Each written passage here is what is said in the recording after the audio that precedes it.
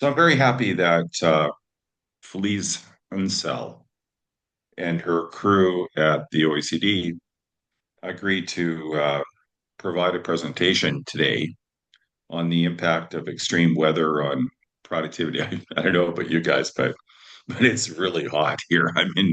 I'm in Portugal.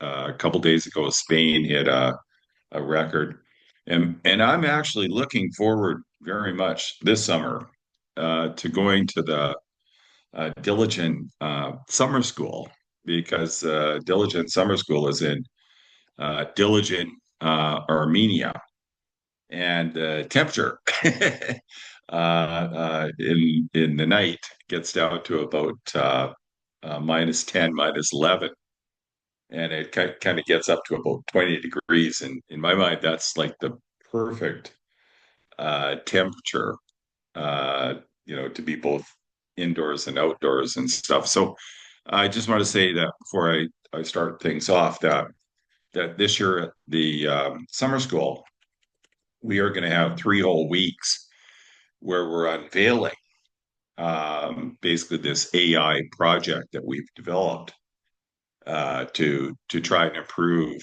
well, to develop AI tools for economists by economists. And one of the simple prototype modules that we'll have is called the JIRA assistant. Okay, like the global economy risk assessment assistant. So this is a document that the students produce at the Global Forecasting School. They're currently using um, what is what is known as a kludge of AI code. So a kludge of AI code is you buy this commercial software like ChatGPT for Teams, or you use other types of AI software as well, and you just kind of put them together. So we'll be unveiling the first module of what we're working on, which is how to create a report like this using AI with best of the best standards for charts and blah, blah, blah. But at the same time that you're actually producing the report, you're producing a blog, okay, which is what you're looking at now. So you're doing three things at the same time: writing a blog, explaining what you think the risks for the global economy are, two, writing a report, uh, and uh, and three, the entire process of creating the report is captured. So how you use AI is fully transparent in the sense that all the inputs, the voice activated inputs or the keystrokes, in addition to all the material that was used to train uh, the AI for the tool that you're doing. So that's a simple one. It's a 1 week course, first week of March. And I'm sure that's going to be interesting for anybody that wants to see how they can double, triple, quadruple, sometimes increase their productivity by 10 times by actually using AI efficiently and so on. That's the first module. The second module is for the prudent risk management approach to monetary policy. It's called Not the Teal Book. And so you can read about that from our website here. This is just the little training ground that we use to teach our students how to think about applying the second generation of state of the art monetary policy frameworks to the United States. So the idea is that the students practice on the United States. The third week is about how you can use our AI to design, the perfect monetary policy report from scratch. So we'll spend time with you doing that and so on. So that's enough for the modules. People that are interested in joining us in Diligent in August, they're free to send an email to the Better Policy Project. So today, um, Filiz is not here. Instead, we have Helia Costa, who's going to be talking about a very timely discussion of extreme weather events. So I'm very interested to hear what you've come up with. Thank you very much for the introduction. Sure.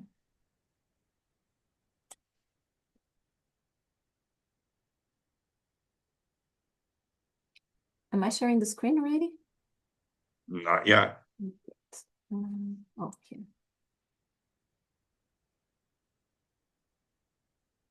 Now it's looking promising. Okay.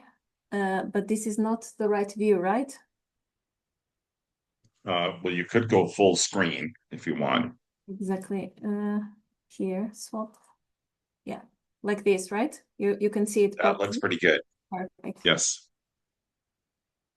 Okay. I don't see anyone, but if you have any questions, feel free to interrupt me. Yeah, and just ask away. Yeah, so it's set up that we can see you, we can see the screen, but as soon as someone speaks, they'll come into view. Okay, so. Okay, perfect.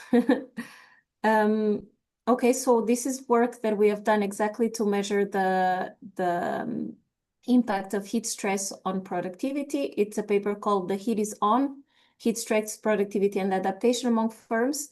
And this is work done in the division that Filiz leads, and it's done by me and my colleagues Guido Franco, Filiz Unsal, Sharat Mudigonda, and Maria Paula Caldas. So over the last decades, the pace of temperature increase has been steadily accelerating, and temperatures that we didn't used to see before, now we see more and more. These temperatures are projected to keep rising even if targets are met, environmental targets. So of course, this generated a lot of interest on what this means for economic activity. And particularly for business activity. So headlines like you see here are extremely common in the last years. I'm sure we've seen more even in the last few days, at least in the south of Europe. And at the Structural Policy and Research Division, we're developing a program of work focused exactly on understanding how climate change is changing our macroeconomic and the fiscal impacts, and what that means for macroeconomic and fiscal policy, as well as adaptation mitigation policies. So we start by focusing on micro-level evidence. And in this case, this paper focuses on a specific key channel through which temperature can affect economic outcomes, which is labor productivity. We know from previous physiological studies that when temperatures increase, both the cognitive and the physical capacity of workers decrease. So it's not just that if you have very physically intensive work, you're less productive, but also even your ability to think is decreased. And at the same time, extreme temperatures can also increase absenteeism because of increased health issues, because of transport disruptions, for example, because rails buckle and pavements deform. And beyond this direct effect, we find heat stress can also further impact productivity through disruptions to infrastructure like energy infrastructure, reallocation of investment towards adaptation, increased production costs, or disruptions to supply. And this issue has been the subject of many macro level aggregate studies, but these macro level aggregate studies can hide relevant heterogeneities because different economic units are likely exposed to different shocks, even opposing shocks, particularly in large countries, which can then tone down or even erase the real weather effects. And more recently, the increased availability of disaggregated weather information has led to a strand of literature that investigates these effects at the micro level. But these studies have mostly been focused on one region or country, which makes it very difficult to generalize the results. So what we do to fill in this gap is conduct a cross-country micro-level study that covers both European and Asian economies, where we study how heat stress affects productivity. So we measure heat stress in two ways that I'm going to discuss in a second. And our cross-country microdata allows us to further focus also on the heterogeneity of these effects by studying how they vary across firms, across sectors, across countries, and across weather conditions. And we further describe the dynamics of these effects in the paper, but I'm not going to talk about it today. And also we explicitly attempt to account for the role of adaptation in reducing these impacts. This was only possible due to a really large data collection effort that allowed us to develop a new data set where daily temperature and weather information available at very disaggregated geographic levels are overlaid with the firm location information for firms for which we have balanced data sheet available. So this resulted in a data set with over 2.7 million firms across 23 countries between the years of 2000 and 2021. So more specifically in terms of data, we collected data from three main sources: daily temperature and weather information available at a maximum of 28 per 28 kilometer grids was collected from Copernicus. And these data are overlaid with firm location information to match with annual balance sheet information from the Orbis dataset. In order to proxy for adaptation, so we don't really have measures of adaptation available. We don't really know what firms are doing, what countries are doing. It's very difficult even to classify what is adaptation. So it might include anything that we do without even thinking, without even calling it adaptation, right? When we wear lighter clothes, this is a form of adaptation. Using air conditioning is a form of adaptation. So in a lot of ways, it's really difficult to measure. So in order to have some kind of proxy to conduct just a kind of correlation analysis that we can then use just to see, have an overview of what countries are doing, we focus on two measures. One is the introduction of national adaptation plans, these proxies for public adaptation, and on a national measure of private firm level adaptation, which is proxied by the percentage of firms that claims to have invested to decrease the physical risks of climate change. And this comes from the European Investment Bank surveys. So how do we combine this weather and balance sheet data? So we have, as I said, we have the daily maximum temperatures in these 28 per 28 grids. Sometimes they're even smaller than this. And we overlay this with firm location. So how do we know the firm location? In Orbis, we have information on the headquarters of the firms. So for this, we use the geographical coordinates when these are available. Otherwise, we use postcodes or even municipalities. And in total, we can locate most of our firms, 91.6% of Orbis firms. But of course, this is the data on the headquarters. So if you're a big firm, your headquarters might be in one city and the actual production might be taking place in a different city, sometimes even in a different country. This is a problem and we don't have plant location, but we reduce this problem because first we use unconsolidated accounts. So it means that if it's a multinational firm, we're using the balance sheet data for one of the components of this firm, but also the bulk of our sample is small unlisted firms. So 74% of these firms that we have less than 20 employees. And 19% are classified as SMEs. So these small firms are much less likely to have their production spread across different geographical areas. So this problem is reduced. And in any case, if we do have a bias, then we have a downward bias in our results. So it means that the real effect might be even higher than the one that we actually estimate. So the second problem is that we need to aggregate this daily data into yearly data in a meaningful way. So how do we do this exactly? We measure heat stress in two separate ways. The first one is an absolute measure that captures the number of days that firms experience temperature that falls within specific bands. So temperatures above 30, above 35 degrees, above 40 degrees, which is the measure that is normally used in the literature, and the relative measure of sustained heat stress. So this is defined as several consecutive days where temperature goes above a threshold, and this threshold is based on local historic temperature. So we do this to proxy for a heat wave. And this is for two reasons. This is a relative measure, so it's like shocks relative to the temperature that this region is used to, this firm is used to. And second, because 3 days of heat stress is very different than 1 day of heat stress or 7 days of heat stress. And the absolute measure allows to infer the impact of slow onset events, so the rise of temperature because of climate change. The relative measure informs on the effects of extreme weather events.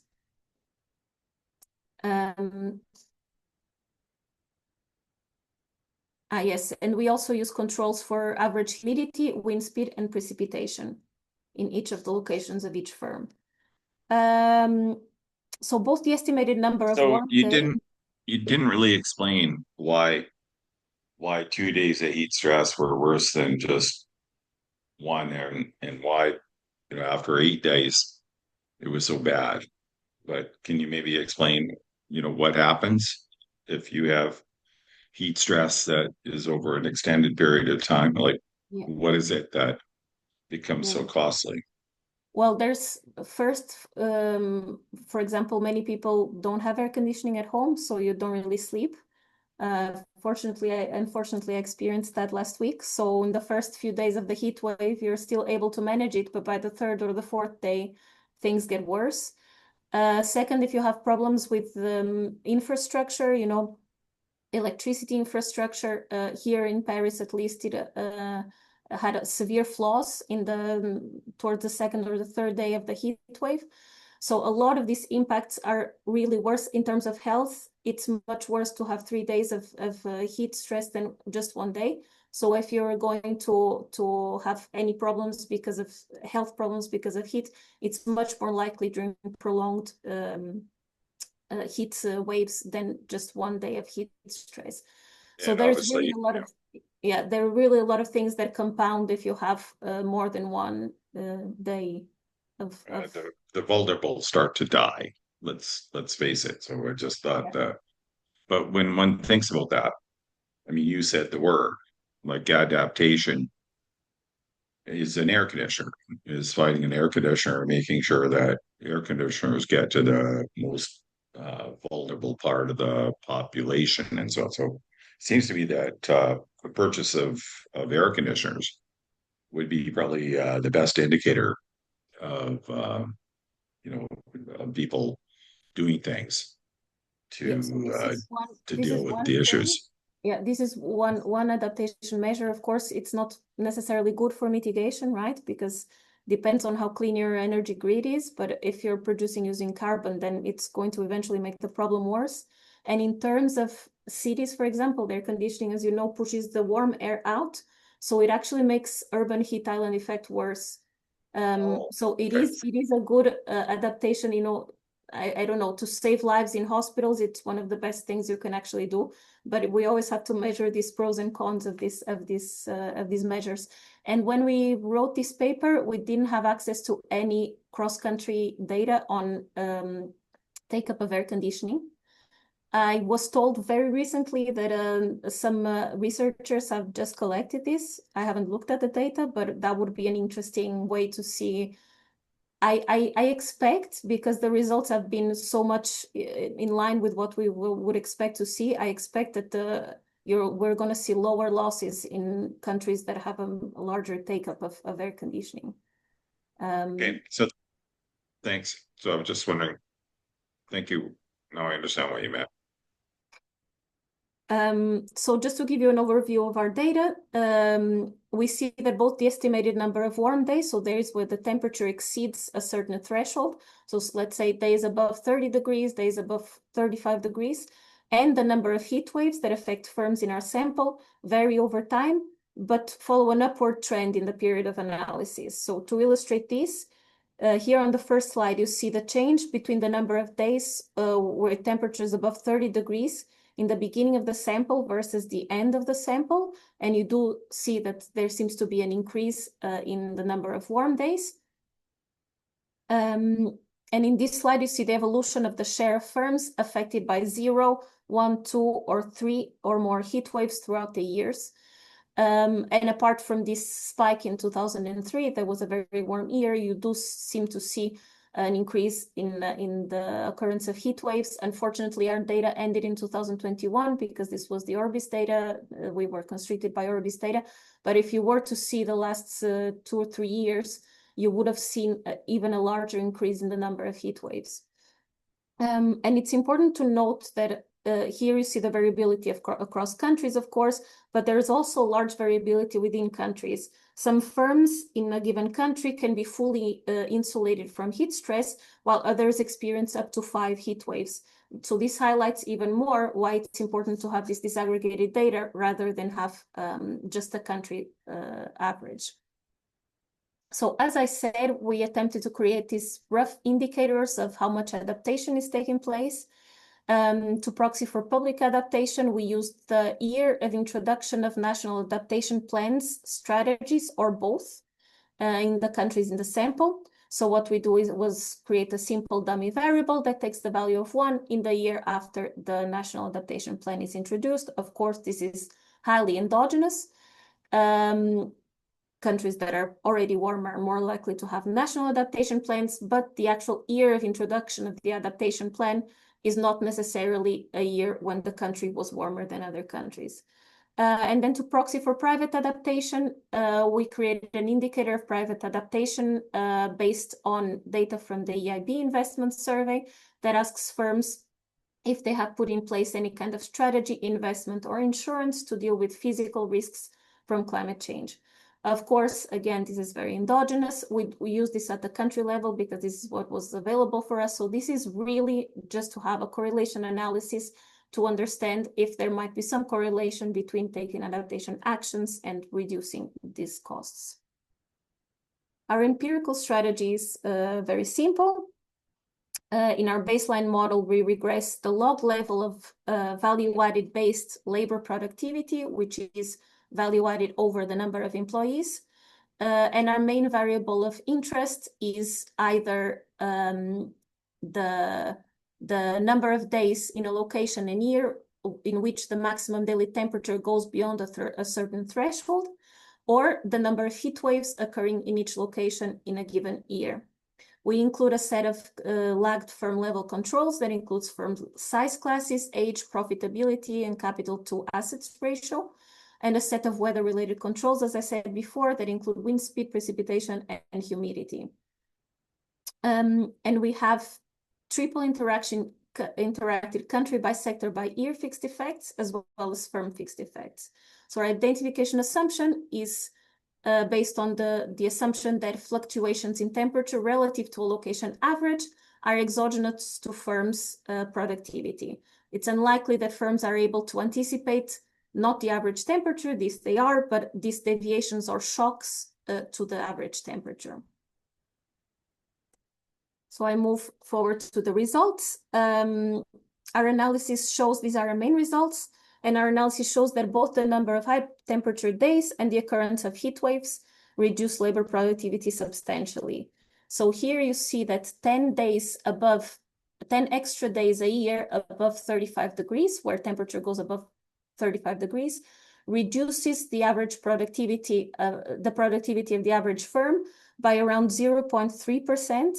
Just to give you a bit of a comparison, this is the same effect that we estimated an increase of 5% in energy prices would have on productivity. So it's really a quite large effect.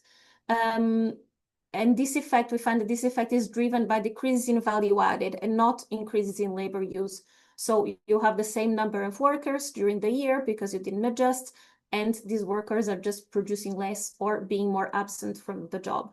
And you see this for temperature for days above 30 degrees, above 35 degrees, and really much more exponentially, an exponentially higher number for when temperatures go above 40 degrees. Of course, this has a huge confidence interval because we observe it much less in our data sample, luckily.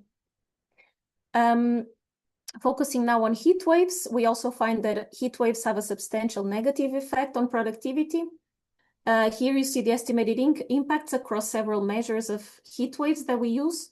And for example, one additional heat wave defined as having at least 5 days where temperature goes above the 95th percentile of the local historic temperature. So we take the temperature that the location of the firm had before our analysis, and we look at days when temperature goes above the 95th percentile of this. And we see that a heat wave of 5 days causes a reduction of 0.2% in firms' annual labor productivity. Of course, as expected, we find that longer heat waves carry larger costs, and that each extra heat wave affecting the same firm has larger impacts than the previous heat wave. So if you have 3 heat waves in a year, you are more than tripling the negative cost. So again, this indicates an exponentially large cost of intensifying temperatures. We also look here at what happens in the whole distribution of temperatures. So, okay, high temperatures are bad, but are low temperatures also bad? And we find the results that are in line with. Wait. Sorry. Yeah. Hopefully, Filiz told you that every time I get interested in something, I'm rude and stuff. But you kind of jumped over that because that sounded really, really interesting. That there's this real non-linearity effect. Okay. And so what I'm wondering is, what's your interpretation of that? Like, where does that come from? Is it because, uh, you know, people can kind of survive the first heat wave and then maybe adapt a little bit? Uh, but if you get hit again by something bad, that because you think that surely something bad is not going to happen again. But what is it that makes the economic cost so nonlinear? That's what I'm curious about. Our thinking is that people didn't have enough time to adapt, because as I'll show you later, if you have had more experience with heat waves in the past, actually each heat wave in the present year affects you less because you've had time to adapt.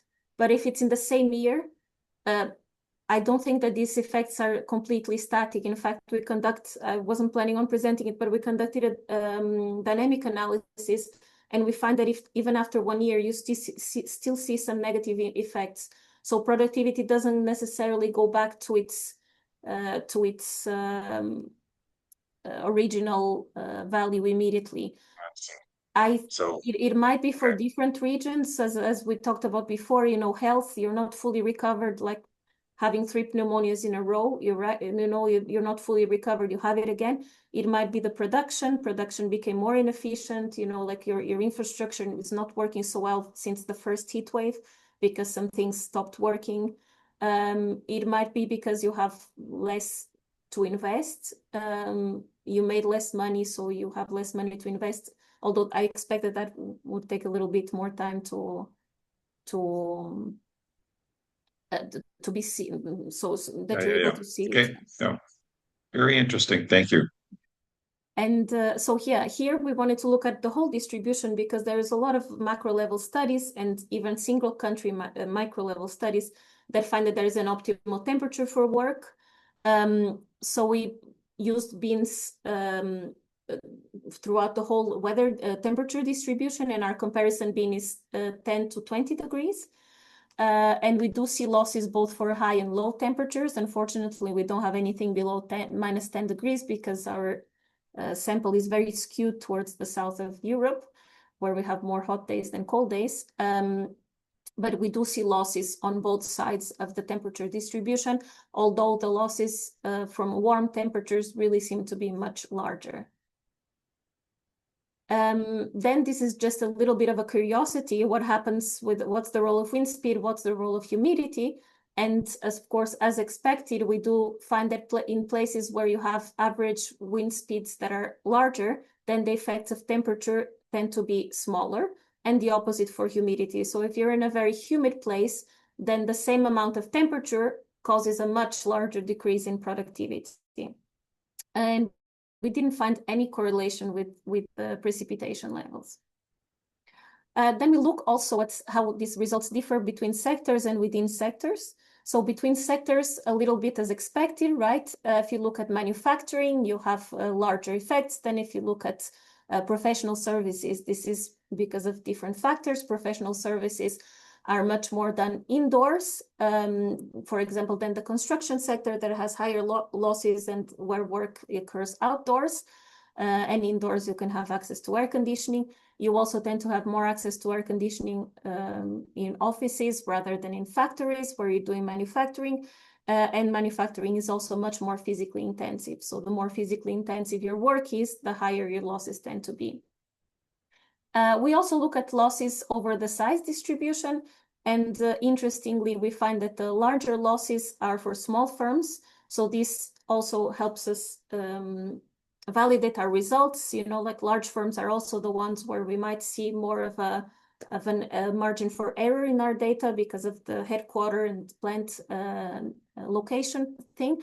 And we do see a much larger effect for small firms. In fact, you see even a mildly positive effect for very large firms that might be able to take up some production from the firms that are not doing so well. And this points out, of course, to differences not only in exposure, but also vulnerability to heat stress. Bigger firms may be better able to adapt to higher temperatures. They have better access to finance. They have better access to technology advancements, and they have better knowledge of behavioral adaptation because of their interconnectedness. So maybe they're more able to tell people, okay, you don't work during the middle of the day in the warmest hours of the day. And then we wanted to look a little bit of... Excuse me, Yeah. Hélia. So, for the previous slide, so you say that heat stress during the year increase the productivity for large firms. Is the conclusion? Well, you see that it's almost not significant. So we try not to read too much into it, but it does seem like there might be an impact that we are not, again, as I said, large firms, we are not measuring their location so well because the headquarter might be in a very different place as the other the plants where the production is actually taking place. So we try not to read too much into this, but it might be that, you know, some production is redistributed and firms that were better able to adapt, they took up some production from the other ones.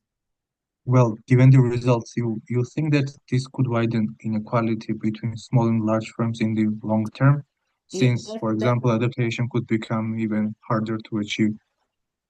Definitely. And this is something we also look a little bit in our paper. We look a little bit of whether we see reallocation after 1 year, you know, if firms that suffered more start growing less, reallocation of workers. Unfortunately, we can't really see entry and exit. So it would be interesting to see if more small firms leave the market after this. But it is likely that it increases inequality. I mean, in general, heat stress and extreme weather events tend to increase inequality because it's the richest that are better able to adjust. We have similar work on large natural disasters, and we also see that one of the best predictors of resilience, this is a bit silly to say, but it's GDP. Of course, richer countries are just better able to adapt and to bounce back even when they're affected by a similar disaster. So it's likely to generate more inequality. Yeah. Okay, thank you.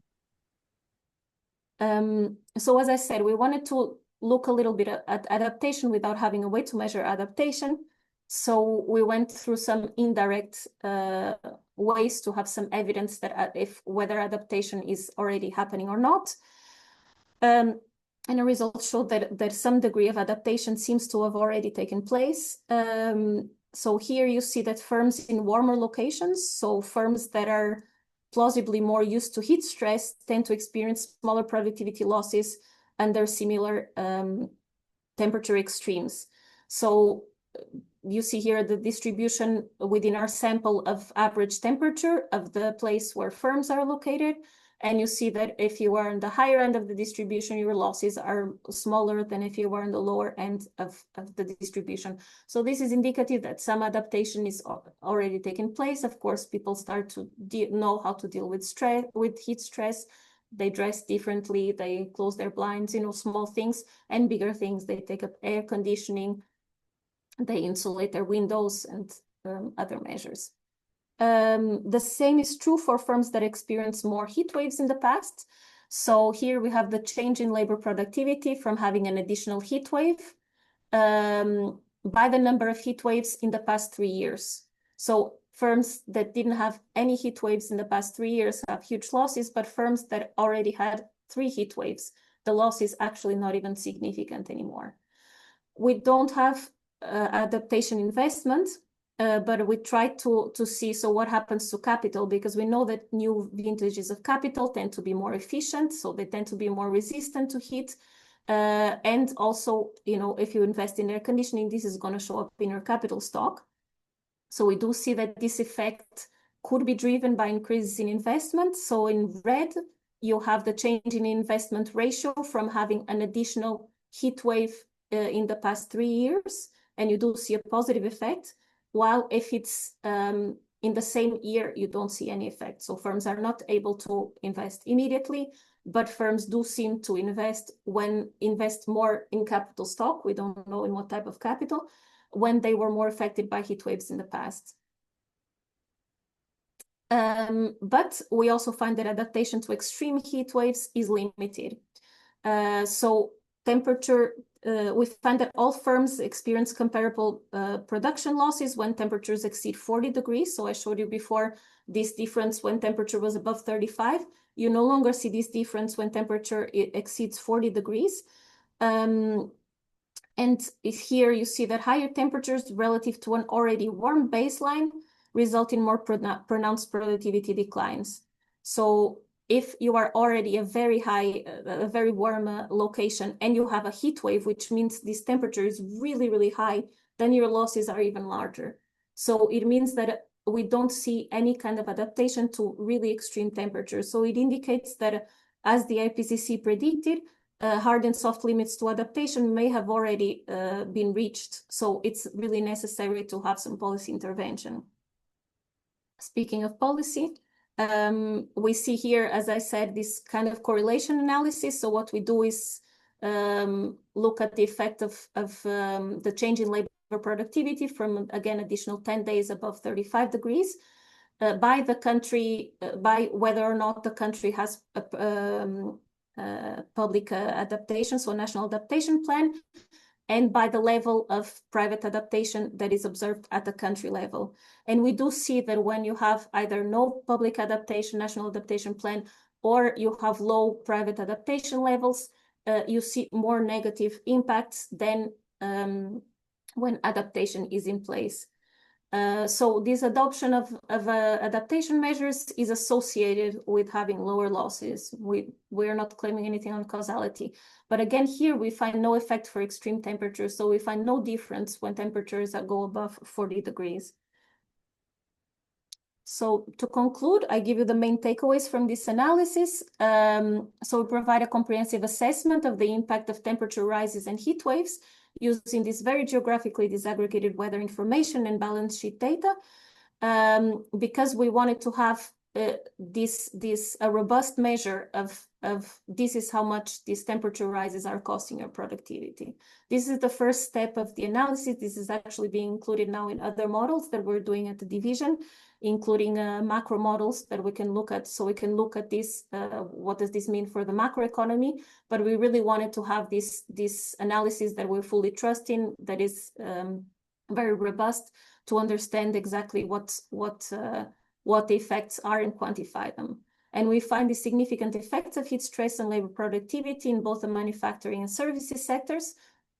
We find this non-linear relationship with rising temperatures, which means that climate change could potentially exponentially exacerbate losses that we observe right now.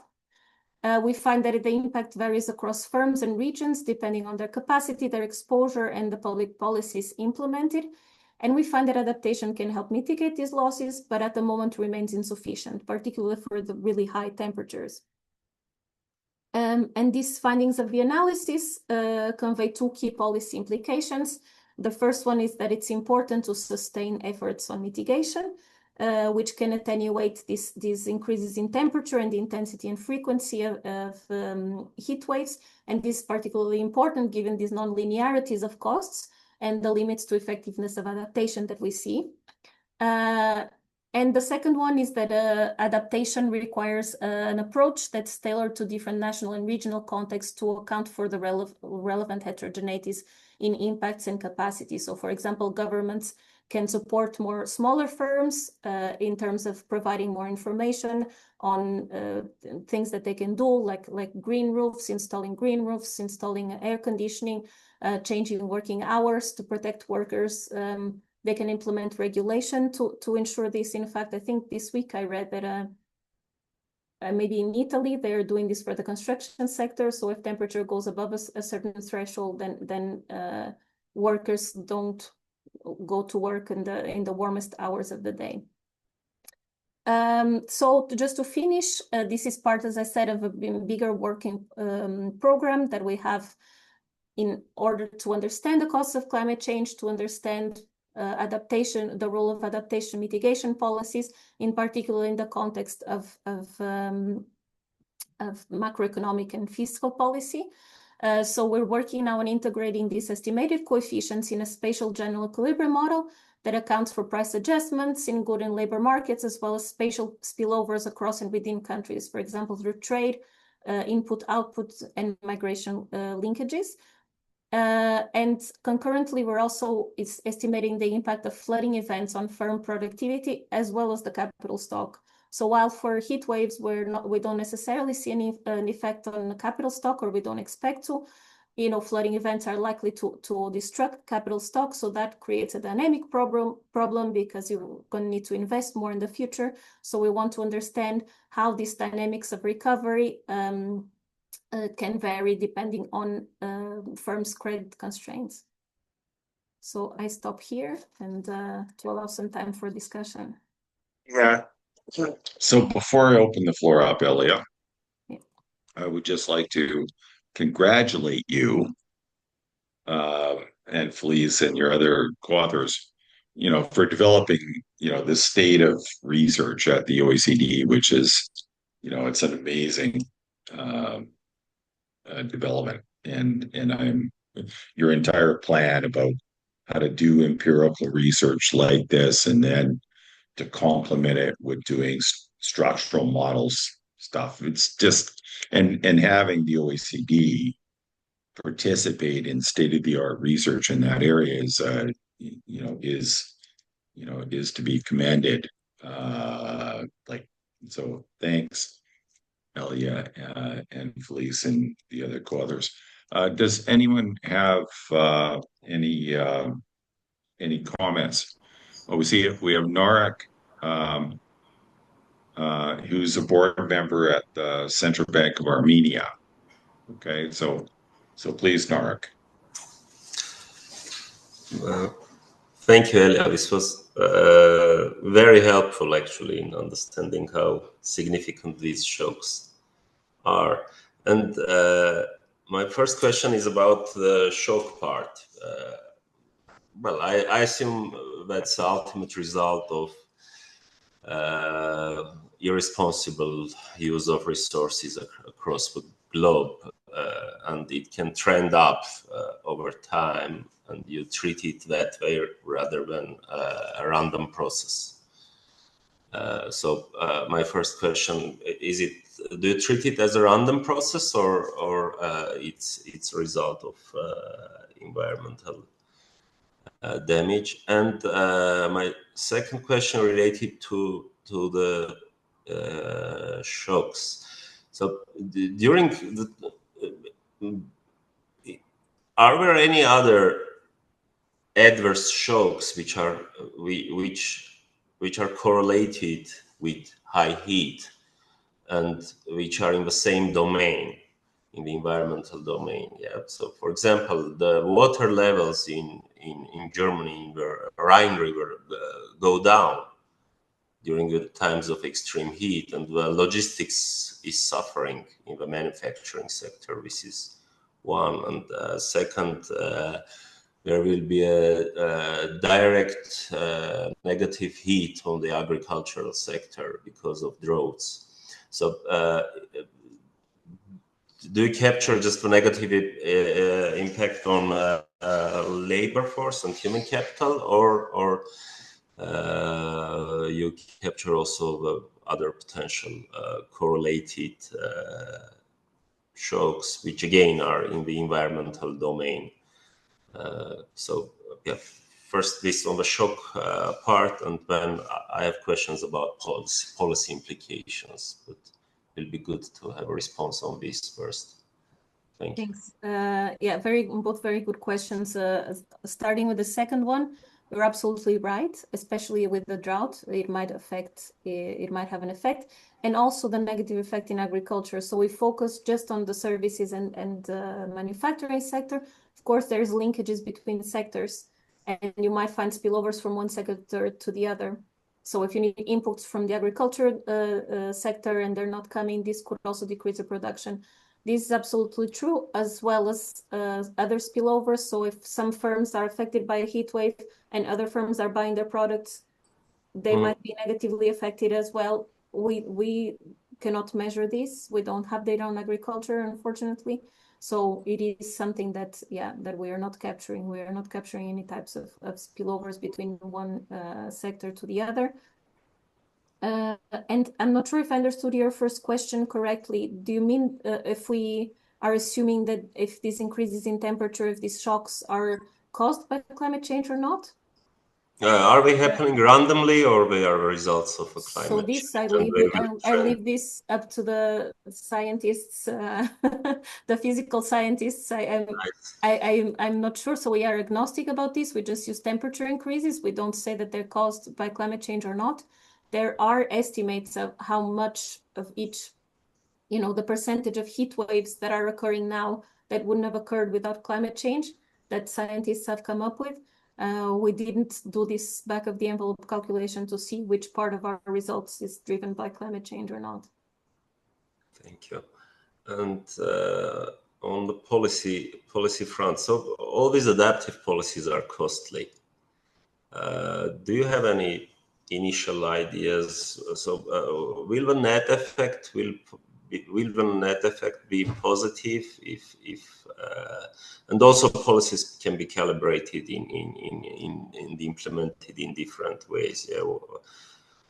One option, government can carry the whole cost. Second, through regulations, this cost can be transferred to large firms, and the small firms can be taken care of with government resources.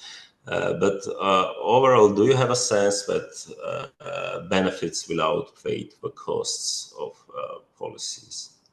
So again, not from my own work. It's very, very difficult to have a broad assessment of adaptation policies, of course, because they're so different. You have adaptation to one single hazard, you have interactions, right? If you increase insulation, that's good for energy savings, that's good for adaptation. You have all these interactions. So really what we're doing here, for example, in the department, is helping people who do country by country surveys, helping them understand in each country what is best in that specific setting. That said, there is some evidence from colleagues at the World Bank that, for example, infrastructure investment tends to have very high benefit cost ratios. So it's almost always profitable to invest in resilient infrastructure. As you said, right, this has a lot of co-benefits to other policies. And then it really depends on your country, right? If you want to insulate sectors that work indoors and you are in a country where energy is quite clean and energy is cheap, then investing in air conditioning might be good for you. But if you are in a country where you have a lot of import of energy is very expensive, your losses are actually mostly in agriculture, in the construction sector, then there is not much point to invest in air conditioning, and the cost benefits ratio is probably going to be much smaller, much higher cost benefit. Yeah. Thank you, Hélia. Okay, Lucassi, please. Okay, first of all, thank you very much for the presentation. Super interesting. I also had the same question about net benefit of adaptation, but as long as it's addressed. My second question was about government intervention. Well, if I understood correctly, some firms and countries, and if I'm wrong, correct me, some firms and countries can adapt to heat, but only up to a certain point. So do you think that there is a risk that because adaptation works for now, governments and businesses might stop trying to improve since the situation is okay for now? even though extreme heat could soon become much worse in the future and in the long run. What do you think? I think maybe I wasn't very clear, but even in regions where you do see some adaptation, you still see losses, and this is on average. So in some cases, you're really going to see bigger losses. And when you focus, as I said in other work, we focus on extreme weather events, you really see that it's very nonlinear. The more extreme the event, then losses are really, really much larger. So I don't think that anybody could argue that adaptation is already taking place. Whether or not adaptation should be on the private or on the public sector, we all know that in theory, if it's the private sector that is benefiting, it should be the private sector investing. But we have a number of barriers that prevent them to do this. So you have asymmetric information, have a huge level of uncertainty. You have this with any investment, but even more when it's related to climate change. You have lack of information. You have huge upfront costs, like if you need to invest and you're a small firm, you don't have access to finance. Even if it's profitable for you to invest, you might not be liquid enough to do so. So that requires government intervention. You have public goods. So, a lot of these investments actually have benefits that are distributed very largely, while the costs are very large if it's just for one person. So if you think of dams or barriers like the Thames barrier, it keeps thousands, maybe I'm saying the wrong number, maybe it's millions from flooding, of businesses from flooding. But of course it has to be done centrally because it's very difficult for each one private person to do this investment up front. Comments, please. Thank you very much, Thomas, Central Bank of Austria. This was very interesting. Thank you very much. But I did not quite understand one particular point. Your variables, they carry a time subscript. So what exactly is the time period that you look at? Is this a year? So is this the effect of the heat waves and the rising temperatures on the average annual labor productivity? This is one question. And the other question that more general, that I have in mind is you only analyze the impact of heat waves or rising temperatures on labor productivity, but can you also make any statement or assessment of the rising temperatures in the cold months? So lower number of cold days, whether that has a positive impact on productivity, possibly. And that, as I said, might be related to the first question, depending on which period you look at. Thank you. Yeah. So we look at annual data. So we see the effect of heat waves in year X on outcomes in year X. And we look at the period between 2000 and 2021. But we are looking at static effects here. So if you have a heat wave in this year, how that reflects in your results at the end of the year. And this is, again, mostly we're covering European countries and South European countries where the warm months are in the middle of the year. So it's likely that you already see the effect by the end of the year. In terms of the lower number of cold days, we didn't do it. We could have done it. Based on the results that I showed you of the negative effects on cold and positive, reducing the reduction in the number of cold days would lead to a decrease of productivity loss, so more productivity. Whether or not this is enough to compensate for the warm days, in our sample, I think not, because you saw that there were the larger effects were really on the warm days, and you do have many more warm days. Again, it's very biased towards the south of Europe. But if we were to look at all countries in the world, it's an empirical exercise. We would have to see if the losses are the gains in terms of productivity only, if the gains from having less cold days would be enough to reduce the losses from the increase in warm days. Okay, thank you. Thanks, Thomas. Gayan, please. Thank you very much. Hi, Helia. Thank you very much for the very interesting presentation. I'm working in sustainable finance in the Central Bank of Armenia. So I've got a question. I wouldn't say directly related to the paper itself, but maybe a derivative question of this. Would you also do some work related to the impact of climate change, climate hazards, or climate risks on the bank's performance in terms of stability, or like the non-performing loans, or something related to this. If you're doing anything in this field, it's really interesting to us, because we're trying to do empirical work on this in the Central Bank of Armenia as well. Thank you. It's a really good question. I would be very interested, but we are not working on, we are not focusing on any kind of banking outcomes, at least for the moment. I know that the ECB was, for sure, you know what they're doing, but they were at least looking at I think bank stability, inflation, a lot of monetary policy responses. I haven't been following recently, but I remember a while ago. But unfortunately, not on our side. Okay, thank you very much. Okay, so thank you for presenting, Hélia, and thanks for Filiz as well for putting this together so quickly. I enjoyed it immensely. I have lots more questions, especially related to the last one by Guyana, but maybe you're interested because in Diligent in August, it's not very. Has there ever been a heat wave in Diligent? That's my question, because Diligent is in the mountains, and I'm sure if there's a heat wave, you could just go up the mountain and so on. But Narek, has there ever been a heat wave in Diligent?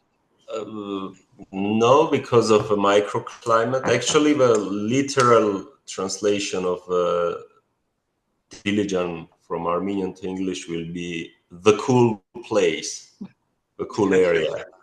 So that's the reason. But in the other regions of Armenia, we do experience extreme heat from time to time. So the point is that in the summertime, you have this incredible collection of researchers from all over the world, and it's really fun to meet them. I mean, sometimes you bump into somebody and say, "Why are you here?" The answer will be because I had to leave.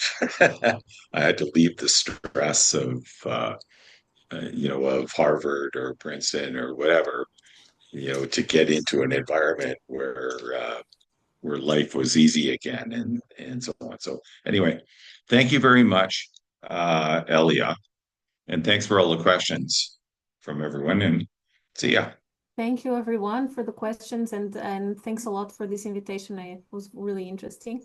And yeah, just on what you were saying before, all the credit for all this work and the way it's been developed here at the OECD really goes to Filiz. We were really happy when she joined us. So. Yeah, as I would have been. Thank you. Thank you. Thank you.